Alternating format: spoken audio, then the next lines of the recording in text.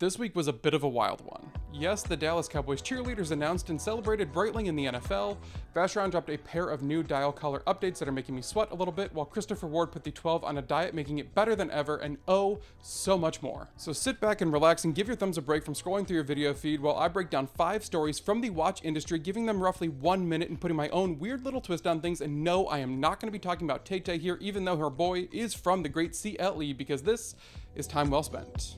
The NFL announced its second biggest collaboration this week, as Breitling is now the official timekeeper of the National Football League. Sorry Breitling, I love you, but Swifties, they bring the ratings. 64 watches across 2 different collections, Breitling is back for a second season of the team-themed watches, though this time with a better twist. While the more rugged Tool Watch Endurance Pro collection still holds the team color and logo on the dial just like last year's Chronomat Team Edition did, much to the chagrin of the enthusiast, the new Chronomat GMT collection instead opts to let the team color scheme inform the dial design language and accenting colors, relegating the logo to the caseback for a more subtle approach. For me, this is a fantastic approach as it brings more versatility to the piece, allowing it to fly a little bit more under the radar without that loud graphic disturbing the balance of the dial and still allowing football fans to express their enthusiasm. Breitling kicked off the star-studded event in the meatpacking district of NYC, a pretty wild party that I still cannot believe I attended. Now Roger, from one commissioner to another, good luck with your NFL season. The Golden Maltese Cross Vacheron Constantin, celebrating their 270th anniversary, dropped 2 new dial colors to their perpetual calendar ultra-thin models. Now sure, you can follow the crowds and complain that it's just 2 new dial colors and move on to the next story, but I choose to linger here for just a moment and appreciate the pure beauty of these 2 pieces. At just over 8mm thick, the ultra slim, complicated beauties put on a display accurate until the date 2100 and comes either crafted in pink gold with a sunburst dial, or the even more striking white gold case and bracelet contrasted by the burgundy lacquer dial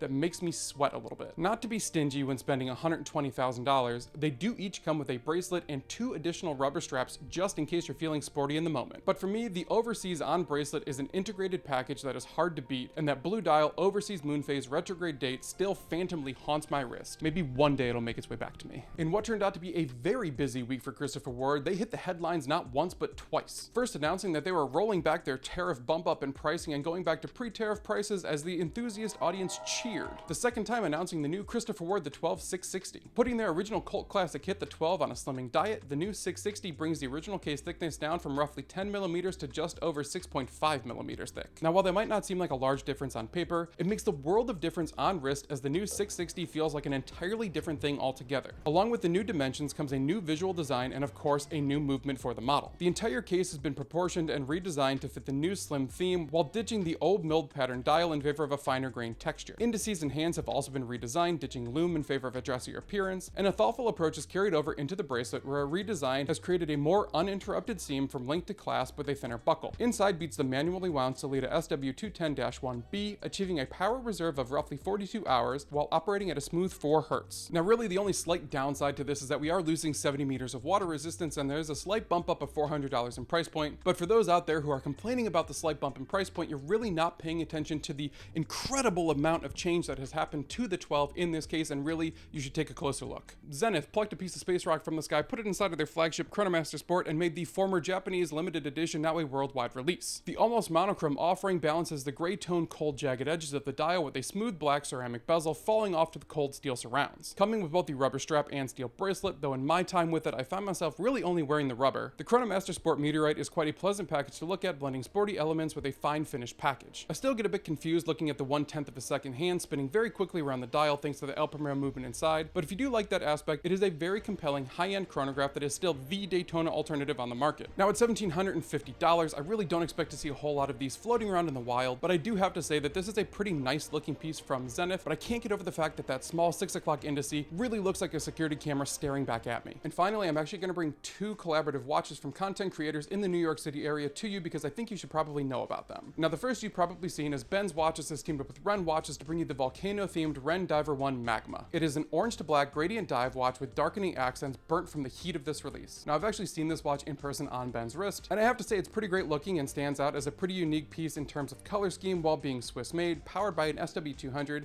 and comes with a rubber strap and flat link bracelet for just under $1,100. And overall it is a pretty neat collaboration between 2 friends and colleagues, and one thing I do want to point out here is that it is actually cheaper than the previously launched Wren Diver collection, which is something that you don't really see for collaborative models. Now the second collaboration I want to bring out here is the one between Watch Chris Blog and his watch collector group Gotham Watch Club and Chronofixe. The two have teamed up to bring you the Diver Gotham Watch Club. Not quite sure where they came up with with that name. And to be fair, yes, it is the same watch as Chronofixe's standard diver, just with Gotham Watch Club New York City printed on the dial. But the reason I'm bringing it up is because I love the fact that Chronofixe is out here producing attainable small case automatic skin divers. 37 millimeters, automatic movement, sapphire crystal, 200 meters of water resistance, under 13 millimeters thick, and a decent nylon strap. I want cheaper automatic skin divers to make a comeback. And I bring it up because I like the idea that this collector group made a group watch and didn't slap a premium price tag on it, opting for a simpler watch priced at roughly $400. To me, that's a really cool move, making it more attainable by the entire group. But as is true every week, a lot of things happened and I just don't have enough time to cover them all here. Parmigiani Fleurier dropped a pair of Toric Petite Seconds in rose gold and platinum with stunning gold movements and these fine sand textured dials that were fantastic to look at and wear, but for whatever reason,